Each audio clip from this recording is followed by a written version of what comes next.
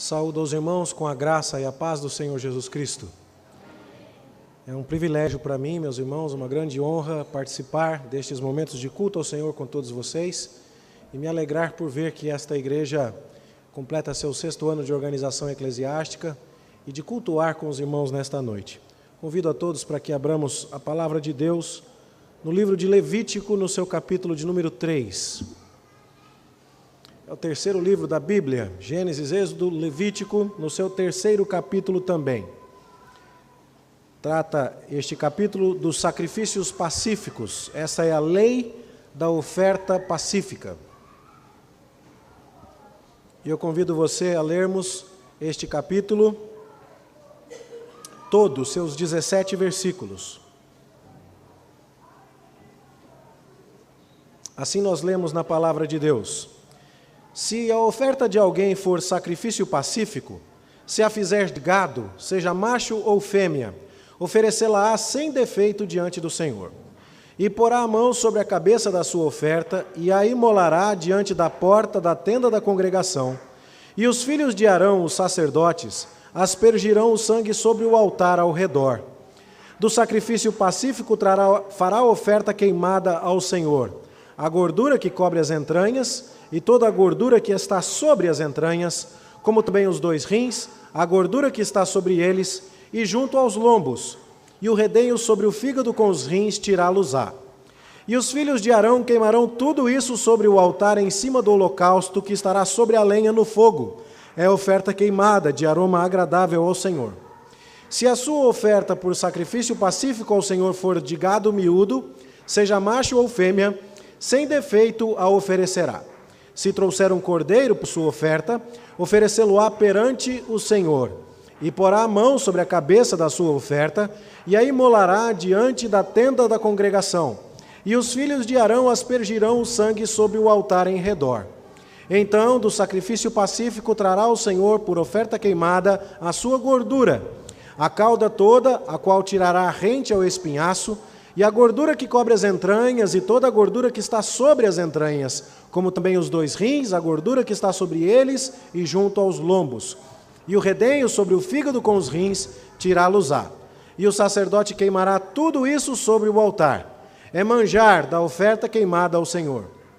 Mas se a sua oferta for uma cabra, perante o Senhor a trará, e porá a mão sobre a sua cabeça e a imolará diante da tenda da congregação. E os filhos de Arão aspergirão o sangue sobre o altar em redor.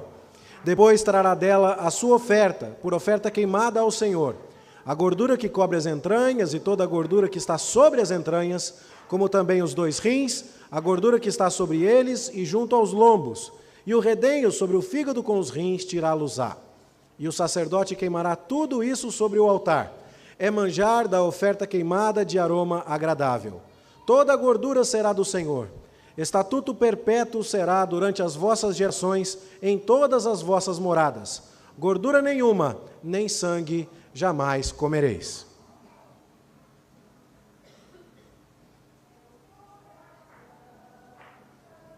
Como vocês podem perceber, meus irmãos, esse é um texto extremamente apropriado ao aniversário de uma igreja. Né? Agora, se você não percebeu isso, e não é muito fácil de perceber, é porque você e eu estamos 3.500 anos distantes do texto. Muito mais do que 3.500 quilômetros. Linguisticamente, culturalmente distante do texto. Mas eu espero convencê-lo de que, quando me falam para pregar no aniversário de uma igreja, este é o primeiro texto que me vem à mente. Claro, depois que eu entendi. E eu queria convidar você a tentar entender isso. E eu espero que ao final da minha exposição você diga, de fato, os sacrifícios pacíficos têm muito a nos ensinar quando temos algo a agradecer ao Senhor. Eu começo falando a respeito do livro de Levítico.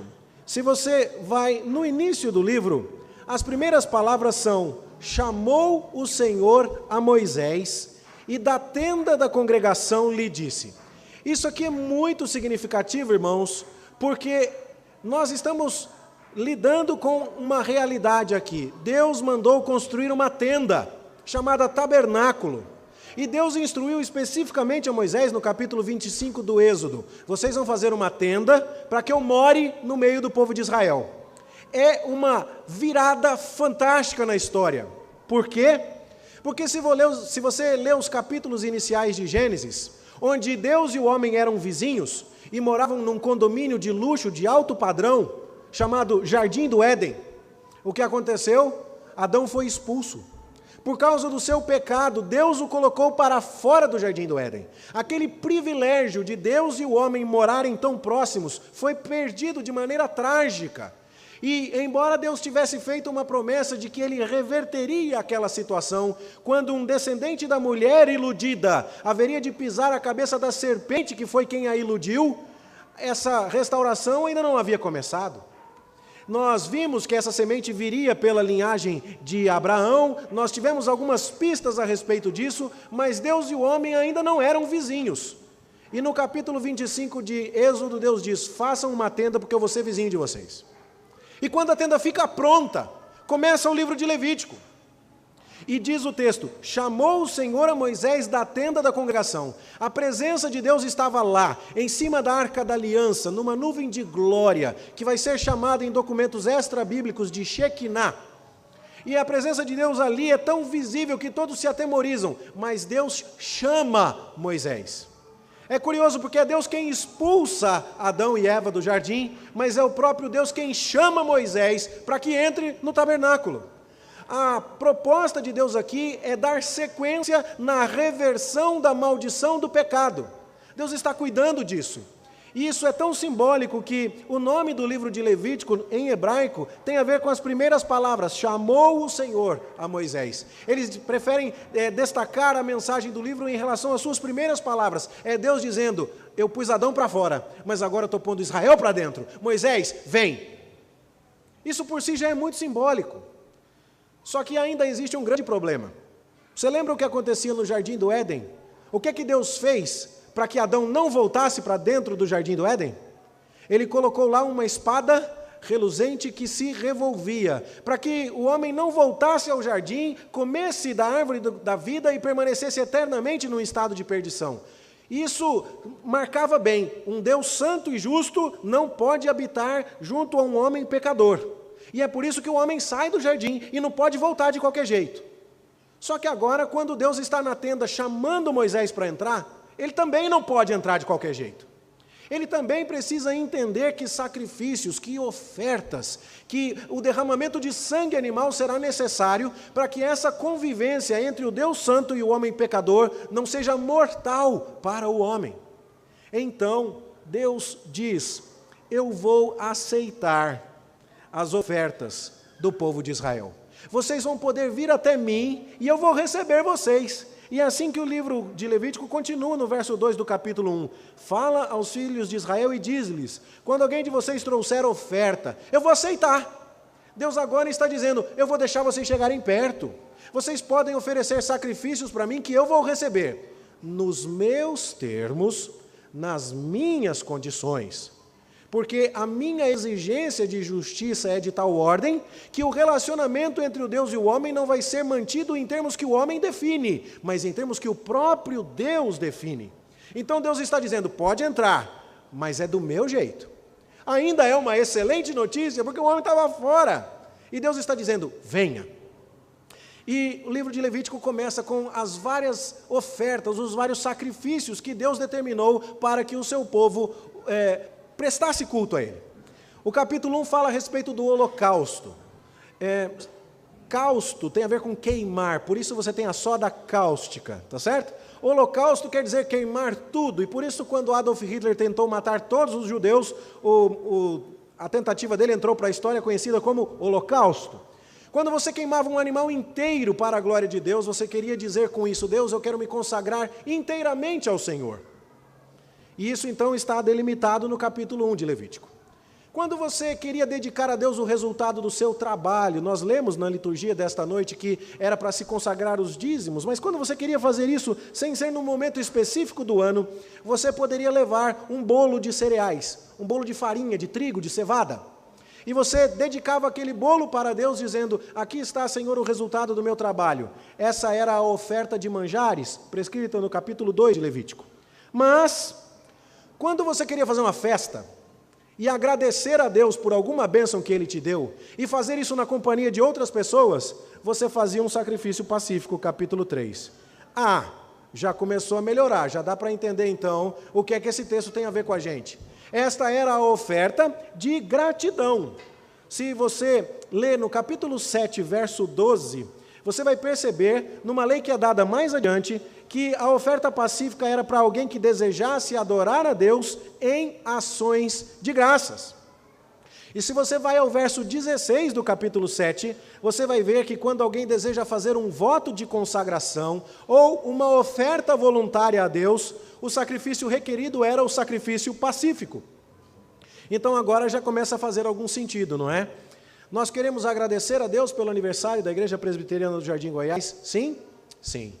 Nós queremos fazer um voto de renovação do nosso propósito de consagração para com Deus e voluntariamente apresentar a nossa vida, o nosso tempo, os nossos recursos em adoração ao Senhor. É isso que desejamos? Sim? Sim. Então a oferta pacífica tem muito a nos ensinar. Ela tem, na verdade, 8 lições. 8 lições específicas que eu quero destacar aqui. Pode ficar tranquilo que o sermão não é do tamanho do número das divisões.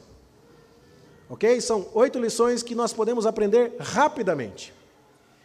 Elas nos são dadas de maneira muito clara, assim que a gente entende o simbolismo. E a primeira lição delas é perdão. Perdão. Capítulo 3, verso 2, você consegue ver aí, que o adorador tinha que colocar a mão em cima da cabeça do animal. Você leu isso aí? E porá a mão sobre a cabeça do animal. Significa que você ia matar um animal para a glória de Deus e colocava a mão em cima da cabeça dele. E quando você fazia isso, 2 coisas aconteciam. A primeira, você dizia para Deus: Deus, este animal me representa. O que este animal fará tem a ver com aquilo que deveria acontecer comigo. Ele vai morrer por causa do pecado. E quem merecia morrer sou eu. E na sequência também havia uma espécie de transferência simbólica de pecados. O meu pecado passa para ele. É como acontece quando você brinca de pega-pega, e você encosta na pessoa e diz assim: está com você. E você, ao colocar a mão sobre a cabeça daquele animal, diria: eu sou um pecador, indigno de adorar a Deus, indigno de me aproximar desse Deus santo, mas os meus pecados agora vão passar para você, e você vai morrer, porque eu merecia morrer, mas agora meus pecados foram para você. Essa explicação está em pleno acordo com aquilo que você pode ler no capítulo 1, verso 4. Está dizendo lá que vai ser colocada a mão sobre a cabeça do animal para que seja aceito a favor dele. É quando o inocente morre em favor do culpado. O justo morre pelos injustos. E nós sabemos bem que é exatamente isso que o Evangelho significa. Um justo morreu em nosso lugar.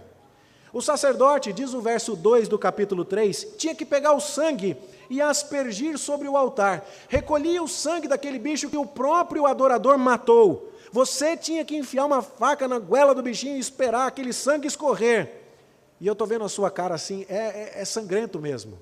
E aí aquele sangue era recolhido enquanto o animal estrebuchava e dava vida por você, pecador miserável. Olha o que o bicho está sofrendo por sua culpa.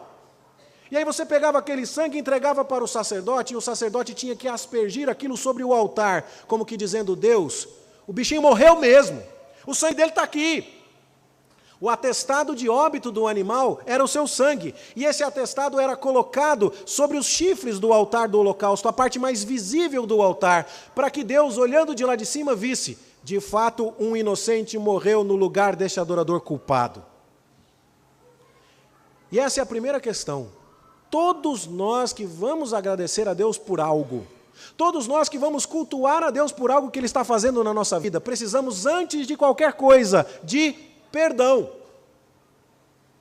Até para agradecer a Deus pelo aniversário da igreja, você precisa ser perdoado pelo sangue de Jesus Cristo, o Cordeiro de Deus, que tira o pecado do mundo. Isso significa, basicamente, que participar de uma festa da igreja, se você está indo para o inferno, é que nem fazer baile a bordo do Titanic. Não quer dizer nada.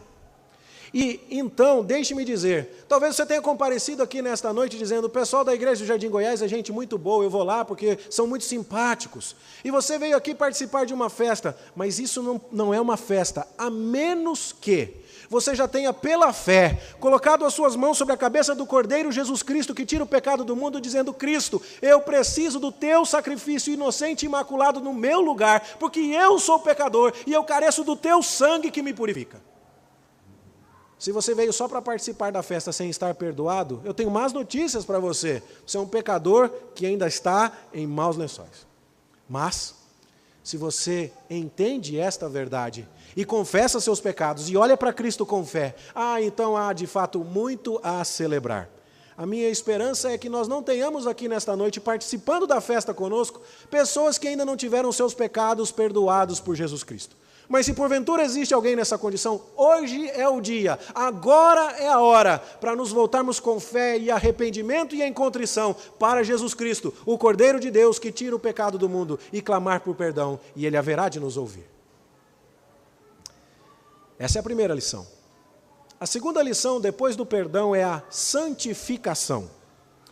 Capítulo 7, verso 19, vai nos dizer que a carne que deveria ser comida pelos adoradores neste sacrifício, deveria seguir severos rituais de pureza, ligados à higiene, mas também ligados aos procedimentos específicos de santidade que Deus requeria para o funcionamento do tabernáculo. Você ia matar aquele animal, espargir o sangue, mas você teria inclusive o direito de comer da sua carne. Jesus inclusive nos falou isso, que é preciso comer a sua carne, que é preciso beber o seu sangue. E nós então estamos olhando aqui que para comer daquela carne era necessário todo um cuidado cerimonial, porque era um ritual sagrado, um ritual santo. E se aquela carne fosse maculada pelo contato com fezes de animal, pelo contato de alguém que tivesse tocado recentemente num cadáver, por qualquer outro tipo de impureza, aquela carne não poderia ser consumida na presença de Deus. E dessa maneira Deus estava dando um recado. Além de precisar de perdão para vir aqui me agradecer alguma coisa, você precisa de santidade. Você precisa de santificação. Isso significa que nós deveríamos estar preocupados, sim, em agradecer a Deus por mais um ano de organização eclesiástica desta igreja. Mas, depois de nos perguntarmos se fomos perdoados pelo sangue de Cristo, devemos nos perguntar se estamos vivendo em santidade.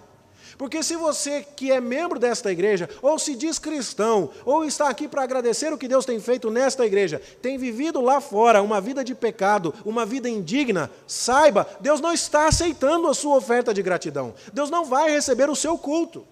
Ele não fazia assim desde os tempos da oferta pacífica.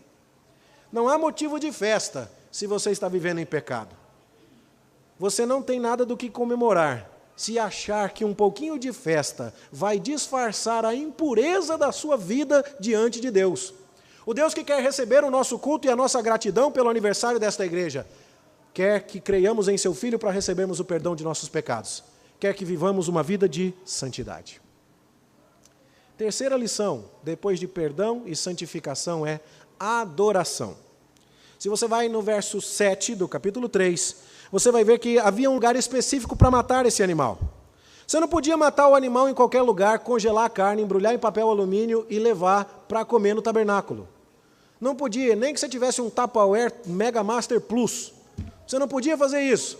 Você tinha que matar aquele bicho ali, na frente de Deus. No tabernáculo, diz o capítulo 3, verso 7, perante o Senhor.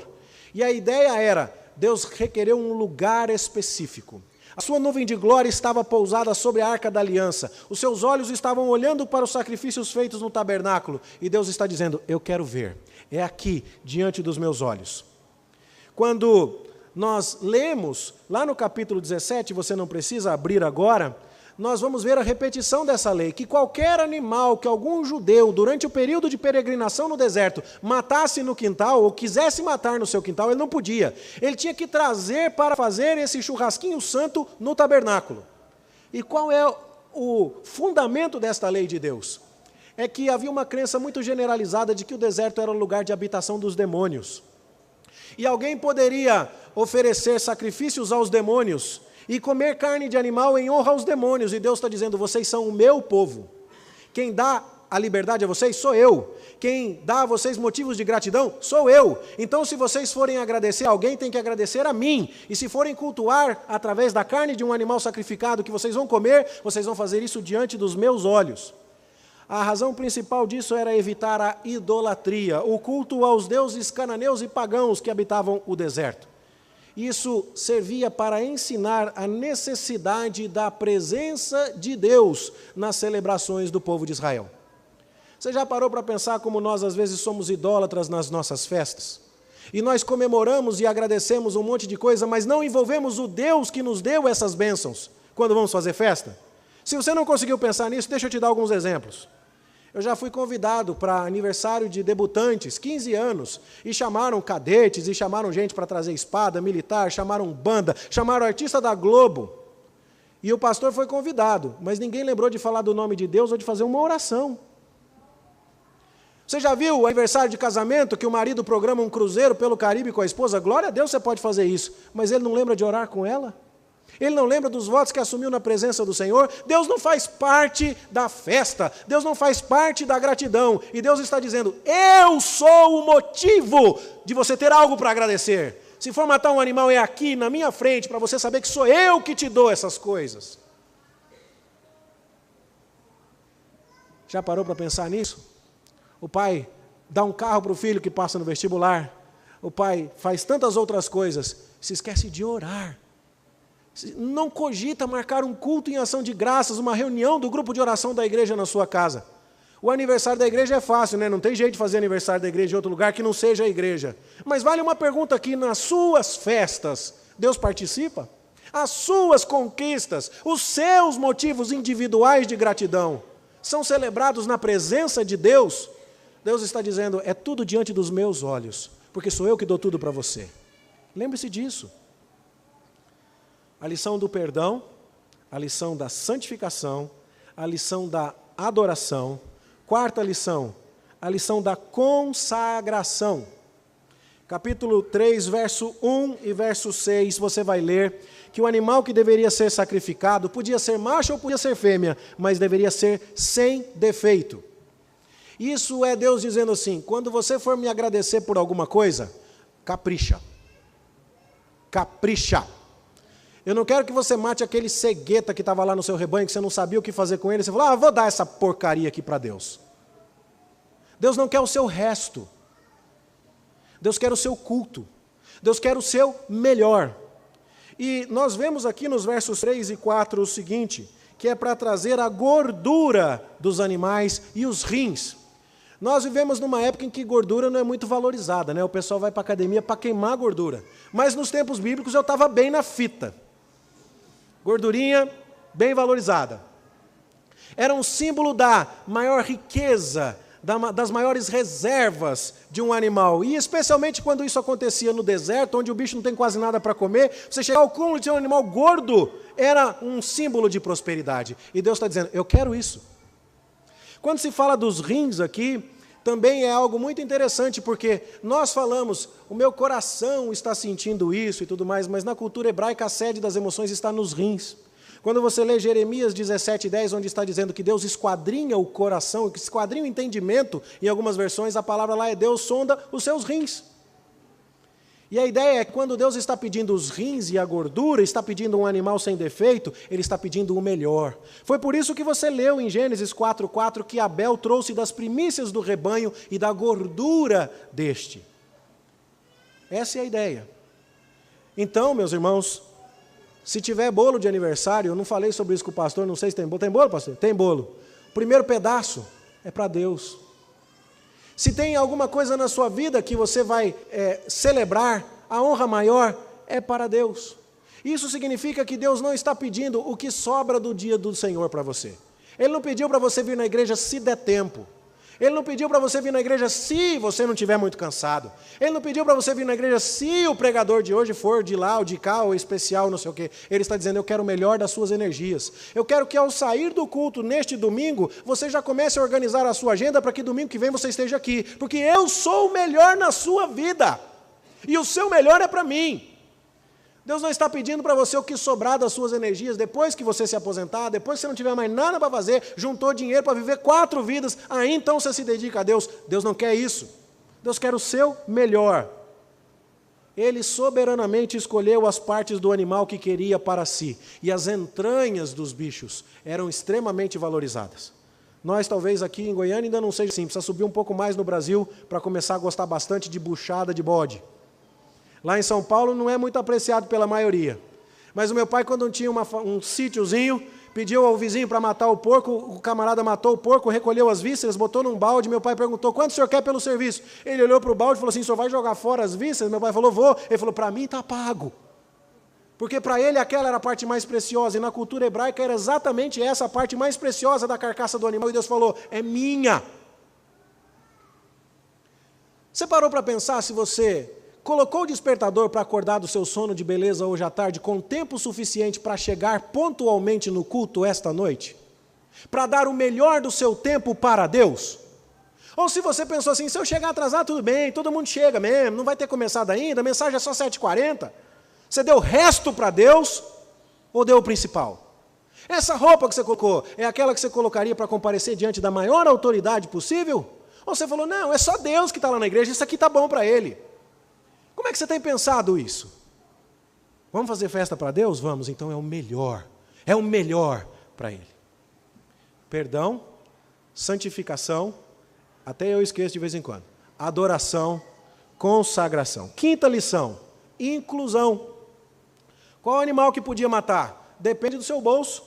Capítulo 3, verso 1 diz que você pode matar gado aqui está falando de vaca, de boi. Mas no capítulo 3, verso 6, está falando de gado miúdo, está falando de bodes e outras coisas. No verso 7, inclusive, ilustra isso falando de um cordeiro. No verso 12, fala de cabra. Deus aceita boi, Deus aceita cabra, Deus aceita cordeiro. Não tem problema, depende do tamanho do seu bolso. Isso significa que não são os ricos que têm acesso à adoração, são todos, desde que apresentem o seu melhor.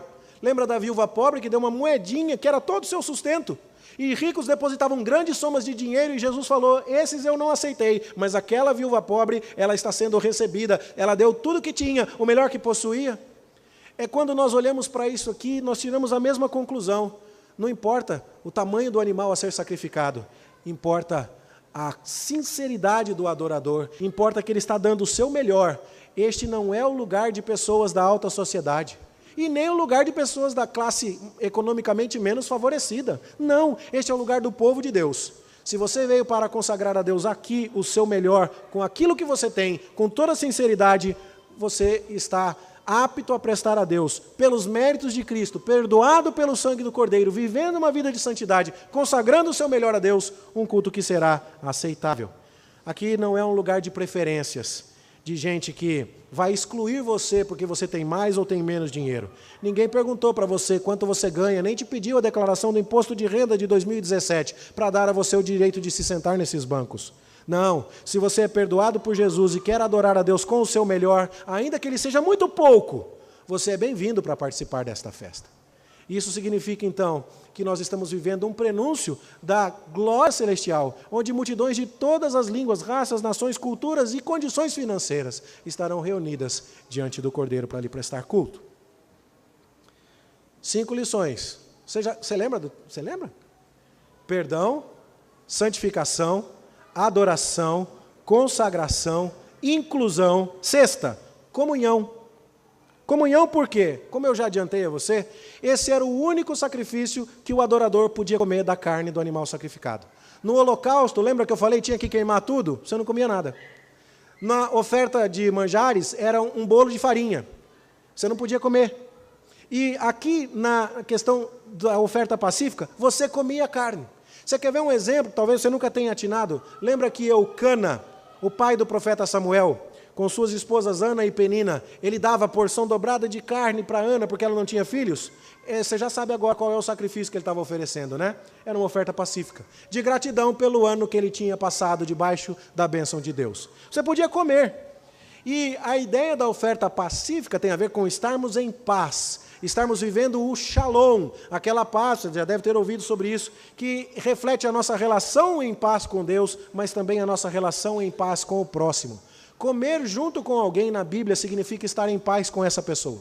É por isso que quando alguém está negando a Jesus com seus atos, nós suspendemos o direito dessa pessoa de participar da ceia. Ela não pode comer conosco, porque ela não está em paz com Deus e, portanto, não está em paz conosco.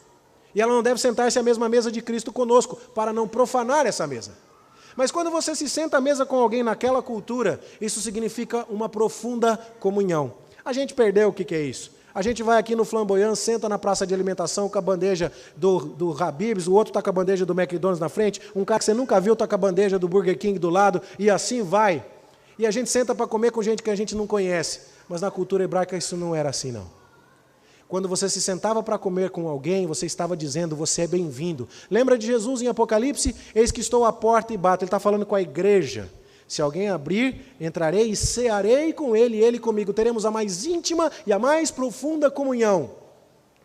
E quando as pessoas que iam agradecer a Deus na oferta pacífica, por bênção que Deus lhes concedeu, tinham que comer a carne juntas, a lição era, não adianta agradecer a Deus se você está emburrado com o seu irmão.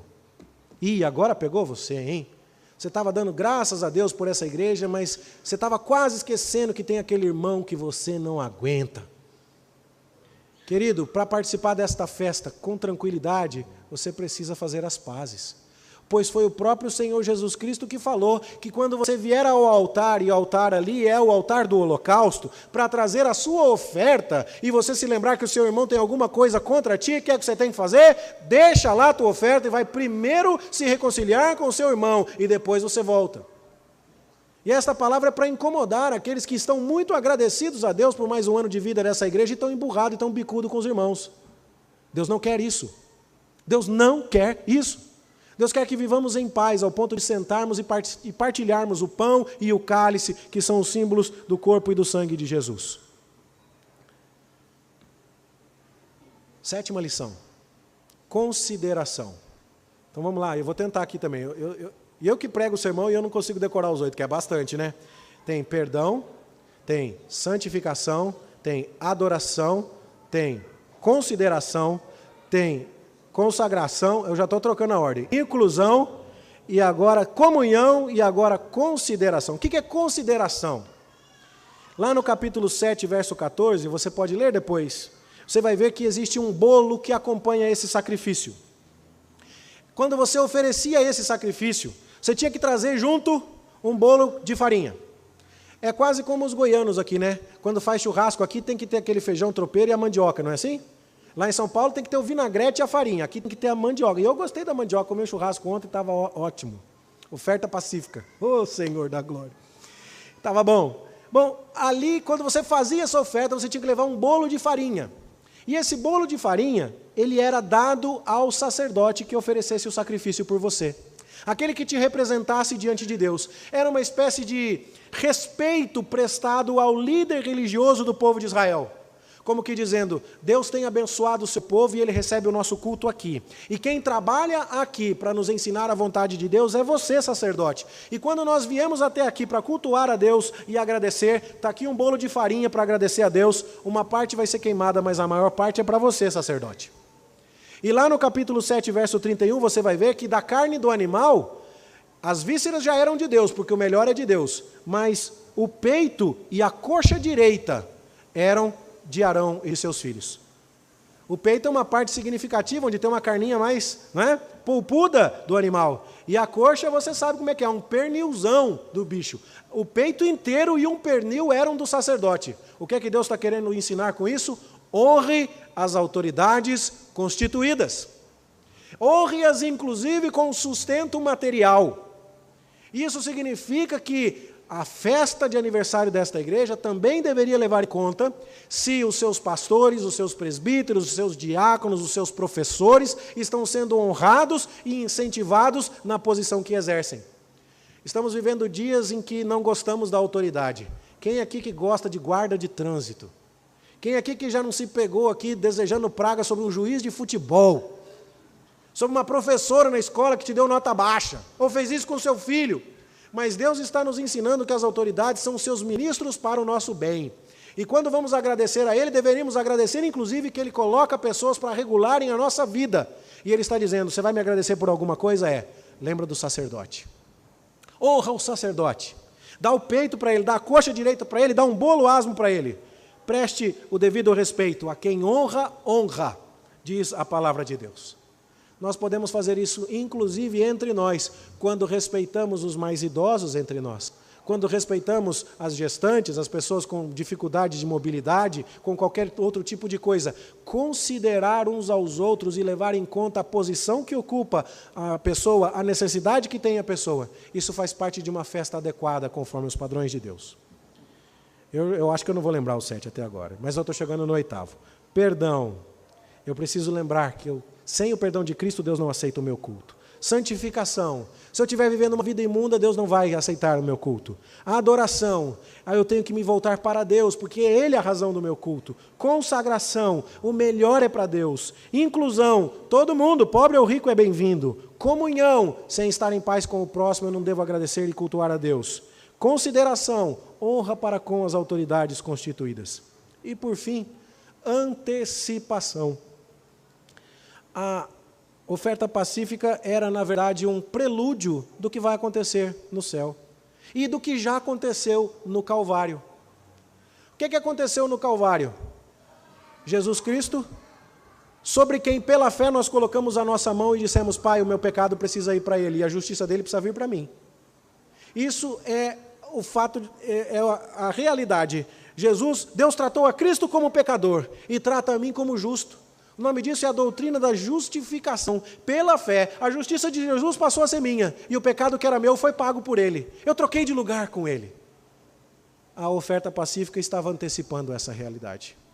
Jesus fez isso para nos purificar, e para mostrar que quando comparecemos diante de Deus em culto, devemos apresentar os nossos corpos por sacrifício vivo, santo e agradável a Deus, um culto racional. Tudo isso antecipava que o próprio Senhor Jesus daria a sua carne em nosso favor. E Ele falou: quem não comer a minha carne e não beber o meu sangue não é digno de mim. E nós já entendemos isso e mensalmente participamos da mesa do Senhor e tomamos do pão e bebemos do cálice dizendo: temos comunhão uns com os outros no sangue de Cristo e nos alimentamos espiritualmente dele. E no dia que Ele voltar, sabe o que vai acontecer? Vai acontecer a maior festa de arromba de todos os tempos. Você acha que já foi em casamento bacana, você não viu nada. Espera para chegar as bodas do Cordeiro, que você vai ver o que é festa. O que é festa? Primeiro porque o noivo é lindo. O noivo é perfeito. E a noiva, que somos nós, a gente vai estar bonito. Por enquanto a gente ainda está manchado. Mas nós estaremos perfeitamente moldados, completamente aperfeiçoados. Livres da presença do pecado, já estamos livres da sua condenação, estamos sendo libertos do seu poder, mas naquele dia de festa estaremos libertos da presença do pecado, em termos absolutos. E vai ter uma grande festa, e Jesus falou assim: e eu vou beber com vocês vinho novo lá no reino de meu Pai, e haverá um banquete, e Abraão, Isaque, Jacó, e Márcio, e Joaquim, e você vai estar lá, se você é crente. Então, quando nós nos lembramos dessa oferta, nós temos a dimensão de que Deus não estava dando ordens ao vento. Ele estava querendo nos ensinar esses preciosos princípios, para que quando viermos para adorá-lo, nós tenhamos noção do que Ele requer de nós. Eu louvo a Deus por mais um ano de organização desta igreja. Louvo a Deus porque Ele trouxe você aqui hoje. Mas fica o desafio da palavra de Deus. Você entendeu que esse é um dos melhores textos para o aniversário de igreja que tem na Bíblia? Pois é. Só que agora que você entendeu isso, você está bem responsabilizado, hein? Bem responsabilizado. Sabe por quê? Se você tem vindo na igreja, mas não resolveu o problema do seu pecado, rendendo-se a Jesus e clamando por perdão, você não tem muito o que comemorar. Será que tem alguém aqui que ainda não se encontrou com Jesus? Hoje é o dia, agora é a hora. Volte-se para Ele em fé. E creia, Ele haverá de te receber, de perdoar os seus pecados. Se você não está vivendo em santidade, irmão, está vindo na igreja, senta aí no banco e acha que Deus está recebendo o seu culto, e acha que cumpriu tabela, porque passou aqui na igreja essa semana e viu que está tudo bem com Deus, e domingo que vem você volta, está tudo errado. Não é isso que Deus pediu de você nem de mim. Se você tem celebrado muitas conquistas na sua vida, mas Deus não é o centro delas, tome cuidado, a menos que o Senhor seja lembrado e celebrado em cada pequena conquista do seu caminho, você está praticando uma forma discreta, mas séria, de idolatria. Se você está dedicando a Deus menos do que o melhor do seu tempo, o melhor da sua saúde, o melhor da sua juventude, o melhor do seu dinheiro, o melhor do seu culto, tome cuidado, porque Deus está pedindo de mim e de você o nosso melhor. Se você acha que, porque não é uma pessoa de camada social mais elevada, não é bem-vindo aqui, isso não é verdade. E se você acha que outras pessoas de camada social inferior à sua não são dignas, você também está enganado. Aqui é o lugar de todos, os perdoados, os remidos por Cristo. Pode ter uma cabra, pode ter um cordeiro, pode ter só um bolo de farinha para oferecer. Mas se for o seu melhor, você é bem-vindo. Se você ainda não entendeu que foi chamado para viver aqui em comunhão com os seus irmãos, entenda. Nós somos chamados para viver assim. A mesa da qual nós participamos é uma expressão de comunhão. Não deve haver briga, não deve haver desentendimento entre nós. Vamos nos lembrar, devemos honrar as autoridades constituídas por Deus. Ore pelos pastores, ore pelos presbíteros, ore pelos diáconos. Se o diácono for chamar a atenção do seu filho que está fazendo bagunça no culto, não briga com o diácono, briga com o seu filho. Se o pastor falou alguma coisa de algum pecado que você está cometendo, você fala assim, pastor, pregou para mim? E ele fala, foi. Você fala, obrigado. E não fica bravo com o pastor. Pastor, que direito que o senhor tem de pregar contra os meus pecados? Foi Deus que deu esse direito para ele, irmão. Para mim é fácil, porque eu estou falando aqui, vou embora. Se você não gostou do que eu falei, amanhã eu estou em São Paulo. Agora imagina a situação do pastor que tem que tirar o carrapicho das ovelhas aqui semana após semana. Você tem prestado honra para ele? Para os presbíteros, para os diáconos? Lembre-se disso. E saiba que se você estiver cultuando a Deus assim, você está a caminho do céu. E a gente se encontra lá, quando nós vamos comer e beber na presença do Cordeiro, a maior de todas as festas. E que dia maravilhoso será lá. Lá nós vamos celebrar que não só a igreja do Jardim Goiás, mas a igreja de Cristo, em todas as épocas e lugares, foi vencedora, triunfou. E lá então nós vamos ter noção, não da obra que Cristo faz aqui em termos locais, mas da obra que Ele faz em termos universais. E aí então nós vamos poder dizer que festa maravilhosa. Bem que a gente aprendeu sobre isso quando estudou sobre a oferta pacífica. Minha oração é que esses princípios da palavra de Deus abençoem profundamente a sua vida e orientem e guiem esta igreja na celebração do seu 6º aniversário. Glória a Deus nas maiores alturas, em nome de Jesus. Amém.